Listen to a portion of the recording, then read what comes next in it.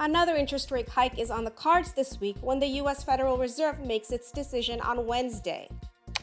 Economists expect the Fed to hike by another 25 basis points, taking the rate to the 5 to 5.25% range. March's increase already made the U.S. benchmark the highest rate it's been since 2007. A move this week will mark the 10th consecutive hike by the Fed, but economists believe this is it.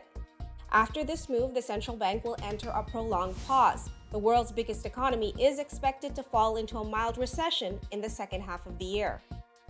We also have key jobs data for April for Canada and the U.S. on Friday. The U.S. unemployment rate is expected to tick higher to 3.6% from 3.5% in March. The job market is softening, but it's still too tight for policymakers. In Canada, the unemployment rate is expected to tick higher, but the jobs market is not as tight as the U.S. That's partly because of labor supply coming in with strong immigration.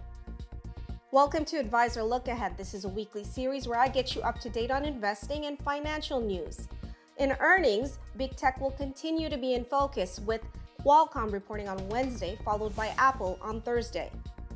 The chip giant's fiscal Q2 results is expected to show continuing demand issues with a slowdown in the smartphone market, but the focus will be on its outlook for a rebound in the second half of the year. Its extended partnership with Samsung to use Snapdragon platforms on Galaxy devices should offset some weakness in Q3. For Apple, fiscal Q2 results could show even more of a slowdown in Mac sales. It only accounts for about 10% of Apple's revenue, but recent data suggests a 40% drop in shipments. Services is another area sales could get hit on weak advertising and gaming spending. On the flip side, higher-end iPhone sales could help gross margin. That's the Advisor Look Ahead for this week. For more news and information, check out globeadvisor.ca.